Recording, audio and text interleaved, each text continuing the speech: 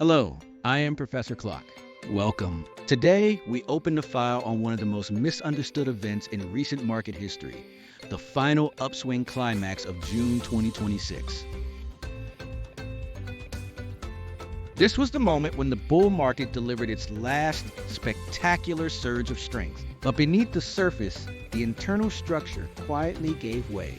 To understand what truly happened, we must use a framework I call the bathtub theory.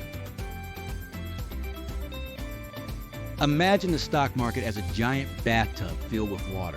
The large blue chip stocks like Dow Jones and S&P 500 leaders float on the surface. They look strong and stable, reassuring the public. Beneath them lie thousands of smaller, more speculative stocks in the Russell 2000. These rest at the bottom of the tub, closest to the drain. When someone pulls the plug, the suction starts at the bottom first. The small caps feel the downward pull and sink first. This is the earliest structural warning of a final upswing climax. Meanwhile, blue chips continue to float, appearing powerful and unstoppable. This market behavior happened exactly in 2026. In January, the Russell 2000 peaked in internal demand, signaling the draining had begun. By March, the Dow Jones Industrials also reached maximum expansion. Institutional capital quietly exited, while the public remained unaware. This fleeing capital created a massive final wave on the surface. The NASDAQ 100 and S&P 500 leaders surged dramatically during the final upswing climax.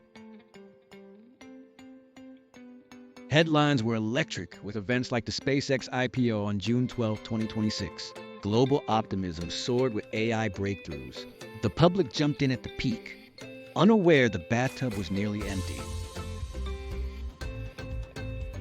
On June 5, 2026, the water level dropped below the surface.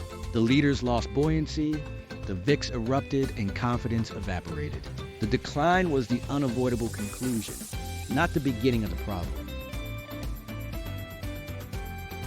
The brief rally in mid-June was a hollow bounce on fading strength. The market drains from the bottom up, not all at once. This final illusion marked the end of the bull market's last phase.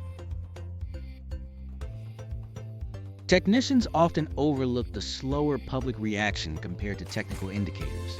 This causes overruns of enthusiasm or depression in market moves. For example, the Dow Jones continued rising on June 15, 2026, despite entering a downtrend phase. The environment has changed, and strategies must adapt accordingly. Understanding the time lag between technical signals and fundamentals is crucial. This knowledge helps interpret market behavior more accurately. Thank you for joining me today. In our next lesson, we will explore how to navigate this new landscape with clarity and confidence. I am Professor Clock, and I will see you soon.